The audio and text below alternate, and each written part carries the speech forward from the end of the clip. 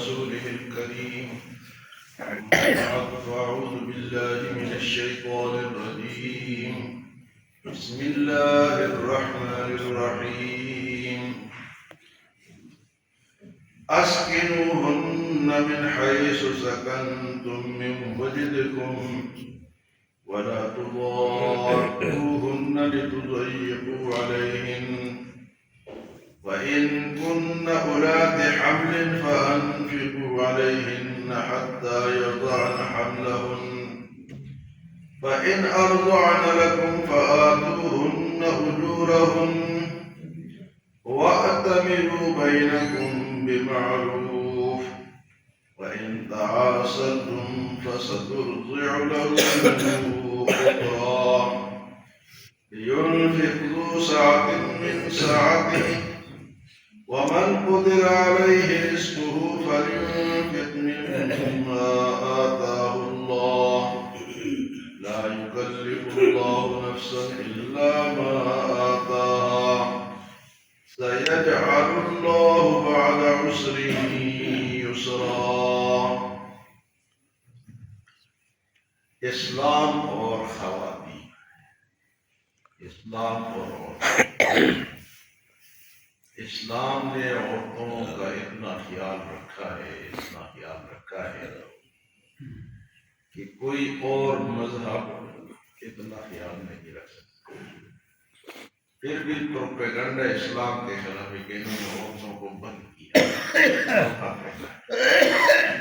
برقع تو اس کی عزت ہے، اس کو سارے جہان سے ہم نے چھپا کے رکھا ہوا ہے، کیونکہ وہ ایک ہیرا ہے تو ہیرے کو تو لوگ چھپا کے رکھے. آپ دیکھیں سورۃ النساء، پوری ایک سورت عورتوں کی سورت. پھر سورۃ النور، پوری ایک سورت میں عورتوں کا ذکر. پھر سورۃ احزاب اور یہاں سورۃ طلاق. طلاق کی سورت طلاق کے مسائل ہے، وہ مسائل جو کہ انسان نہیں جانتا لیکن اللہ کو جانتا ہے. اس نے تو عورت کو بھی بنایا ہے، مرد کو بھی بنایا ہے. تو پچھلے درسوں میں یہ مسائل آئے کہ پہلے تو طلاق نہ دو، اگر دے دو تو شمار کرو، گنو دنوں کو تاکہ اس کو زیادہ تکلیف نہ پہنچے. اور طلاق کے بعد اگر رکھنا ہے تو اچھے طریقے سے رکھو، اور نہیں رکھنا تو اچھے طریقے سے چھوڑو. پھر فرمایا کہ بڑی عمر کی عورتوں کی عزت کتنی ہوگی، جو کہ 60-70 سال میں پہنچی، یا چھوٹی عورتیں جو ابھی نابالغ ہیں ان کی عزت کیا ہوگی، ساری بتا دی. اور پھر فرمایا کہ حمل والی عورتیں جو ہیں ان کی طلاق کے بعد یا وفات کے بعد ان کی عزت کتنی، یہ ساری باتیں بتا دی. اب آج کی آیات میں اللہ پاک نے فرمایا کہ اگر تم نے طلاق دے دی تو 3 مہینے تو اس کا حق ہے اس گھر میں رہنے کا، لیکن فرمایا کہ اس کو رکھو کس طرح. تو یہاں اللہ پاک فرمایا اسکنوہن من حیث سکنتم، جس طرح خود رہتے ہو سہولت کے ساتھ اس کو بھی اسی طرح رکھو، تنگ نہ کرو. طلاق ہو گئی، ابھی 3 مہینے ہیں، یا وہ حمل والی ہے تو حمل تک تو وہ اس گھر میں رہے گی، اور طلاق کے 3 مہینے جو ہے وہ اس گھر میں.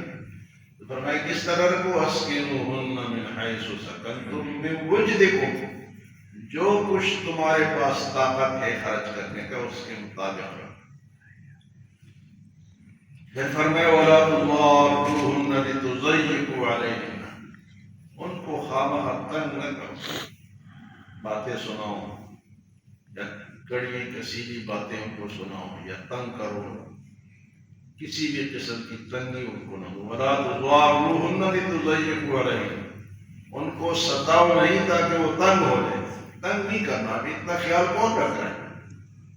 اللہ پاک رکھا ہے عورتوں کو، اسلام نے رکھا ہے، دین نے رکھا ہے.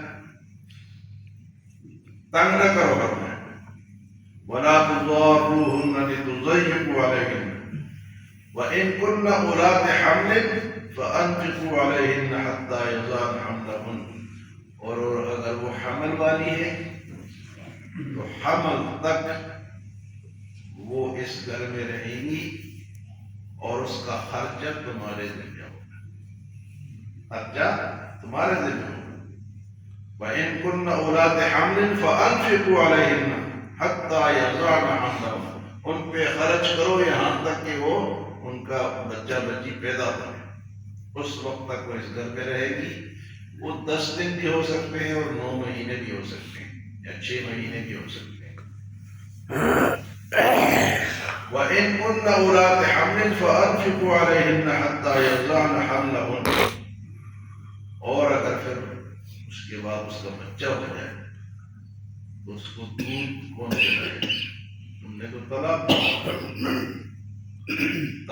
کے بعد عورت دودھ پلائے گی لیکن خاوند اس کو خرچہ دے گا، دودھ کے پیسے دے گا، فری میں نہیں پلائے گی، کیونکہ اب تو اس کی بیوی نہیں ہے، اس نے تو اس کو طلاق دے دی، تو اب اس بچے کا خرچہ کس کے ذمہ ہے؟ باپ کے ذمہ۔ فرمایا فَإِذْ أَرْضَعْنَ لَكُمْ فَآتُوهُنَّ أُجُورَهُنَّ، ان کو ان کا خرچہ دو، دودھ پلانے کا خرچہ دو۔ اور فرمایا کہ خرچہ کس طرح دو؟ وَأْتَمِرُوا بَيْنَكُمْ بِمَعْرُوفٍ، آپس میں مشورہ کر دو، جو عام رواج ہو اس کے مطابق دو، ان کو خرچہ دو۔ وَأْتَمِرُوا بَيْنَكُمْ بِمَعْرُوفٍ وَإِن تَعَاسَرْتُمْ، اور اگر گڑبڑ کرتے ہو، عورت بھی نہیں مانتی کہ میں نے نہیں پلانا، جا نہ کام کر، تم نے تو مجھے طلاق دے دی، میں نے نہیں پلانا، یا مرد تنگ کرے کہ میں نے تم سے دودھ نہیں پلوانا، فرمائے فَسَتُرْضِعُ لَهُ أُخْرَىٰ، پھر کوئی اور عورت اس کو دودھ پلائے، کسی اور عورت کو پیسے دینے پڑیں گے، جو والی ہو وہ اس بچے کو پھر دودھ پلائے گی، اس کو پیسے دینے پڑیں گے۔ ہاں زیادہ حق ماں کا ہے کہ وہ پلائے، کیونکہ جو ماں کا دودھ ہے یا ماں جس طرح اپنے بچے کو پال سکتی ہے اس طرح دوسری عورت تو نہیں پال سکتی۔ تو شروع میں عرب میں یہ رواج بھی تھا، آپ سب نے یہ بات سنی ہوئی ہے کہ حضور صلی اللہ علیہ وسلم کو بھی دودھ پلایا گیا، آپ کو بھی حلیمہ سعدیہ رضی اللہ عنہ ادھر لے گئی تھی اور آپ کو دودھ پلایا۔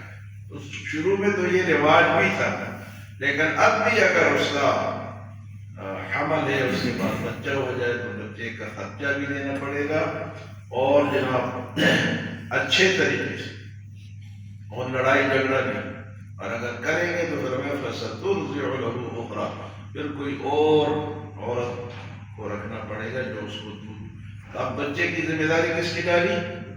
باپ کی ڈالی۔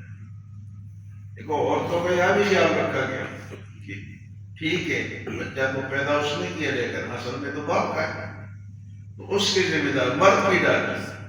عورتوں کا خیال ہے یا نہیں؟ کتنا خیال ہے؟ اس کے بعد فرمایا لِيُنْفِقْ مِنْ سَعَتِهِ، خرچ کرے وہ جس کو اللہ نے وسعت دی ہے، وہ اپنے وسعت کے مطابق خرچ کرے، زیادہ خرچ کرے، اچھا کھانا کھلائے، اچھے طرح خیال رکھے۔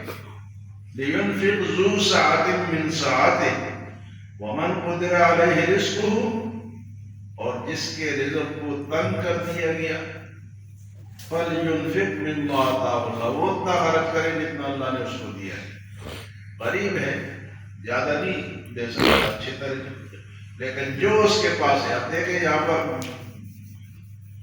مالداری اور غریبی یہ کسی انسان کے بس کے لیے، ہمارے جس کے پاس پیسے زیادہ ہے وہ تو زیادہ خرچ کرے، اور جس کے پاس نہیں اس کے مطابق خرچ کرے۔ تو ٹکرے مارنے کے بجائے اللہ سے مانگنا چاہیے۔ کون دیتا ہے؟ اللہ دیتا ہے۔ لِيُنْفِقْ ذُو سَعَةٍ مِنْ سَعَتِهِ وَمَنْ قُدِرَ عَلَيْهِ رِزْقُهُ فَلْيُنْفِقْ مِمَّا آتَاهُ اللَّهُ، جس کی روزی تنگ ہے وہ اتنا خرچ کرے جتنا اللہ نے اس کو روزی دی ہے۔ اور دوسری جگہ اللہ پاک فرماتے ہیں لا يكلف الله نفسا الا وسعها، اللہ نے کسی انسان کو پر اتنا بوجھ نہیں ڈالا کہ وہ نہ اٹھا نہ سکے۔ لوگ کہتے ہیں روزہ ہے جی، گرمی ہے جی. بھائی تو رکھ سکتا ہے، رکھنا نہیں چاہتا. صبح ٹھنڈ ہے جی نہیں اٹھ سکتا، تو اٹھ سکتا ہے، اٹھتا نہیں. یہ اللہ نے بوجھ ہی اتنا ڈالا ہے کہ تو کر سکتا ہے. لا یکلف اللہ نفسا الا وسعها. جتنی تیری وسعت ہے، جتنی تیری طاقت ہے، اللہ نے اتنی ہی عبادت ہمارے اوپر ذمہ لگائی ہے. لیکن جو نہیں کرتا اس کا کیا ہے؟ تو کئی لوگ نہیں کرتے. اللہ نے نہیں کہا کہ تو سوتا رہے بس کمبل لے کے 10 بجے تو سو رہا ہے اور 7 بجے تک سوتا رہے. تو یہاں اللہ نے خرچ میں بھی جس کے پاس زیادہ پیسے ہیں فرمایا لِيُنْفِقْ ذُو سَعَةٍ مِّن سَعَتِهِ. جس کو اللہ نے وسعت دی ہے وہ زیادہ اس بچے پہ اور اس خاتون پہ خرچ کر جس کی طلاق ہو گئی. اور جس کے پاس کم پیسے ہیں کم خرچ کرے، اپنے حیثیت کے مطابق وہ خرچ کرے.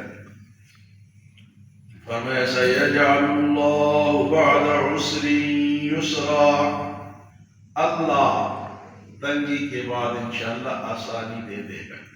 اس کے اوپر تنگی ہے، آسانی کون دے گا؟ سَيَجْعَلُ اللَّهُ بَعْدَ عُسْرٍ يُسْرًا. تو یہ ہے وہ خیال جو کہ اللہ نے اور اسلام نے اور دین نے عورتوں کو رکھا ہے کہ طلاق ہو گئی. اب یہ سارے پروسیس جو ہے وہ اللہ نے ہمیں بتائے ہیں کہ اس کے مطابق تم چلو گے تو اللہ راضی ہوگا، اور اگر مرضی کریں گے تو اللہ ناراض ہوگا. اللہ کا جو قانون ہے، اللہ نے کوئی فوج نہیں بنائی کہ فیض حمید صاحب آئیں گے یا باجوہ صاحب آئیں گے یا عاصم منیر صاحب آئیں گے تو پھر کام کرو گے. نہیں، میرا کام خود کرو. میری کوئی فوج نہیں. میری فوج صرف میرا ڈر ہے کہ اللہ کا ڈر ہوگا تو یہ اللہ کی فوج ہے. یہ اللہ کی فوج ہے. آج اگر نہیں سدھرو گے، اللہ کی بات نہیں مانو گے تو پھر ماننا پڑے گی. ایک جگہ آئے گی جہاں تمہیں ملا. یہ ہے اللہ کی پولیس، خفیہ پولیس اور جناب انٹیلیجنس اور MI فلاں آئی فلاں آئی. اللہ کا ایک ہی فوج ہے کہ وہ اللہ کا ڈر ہے. اللہ ہمیں عمل و سمجھ کی توفیق عطا فرمائے.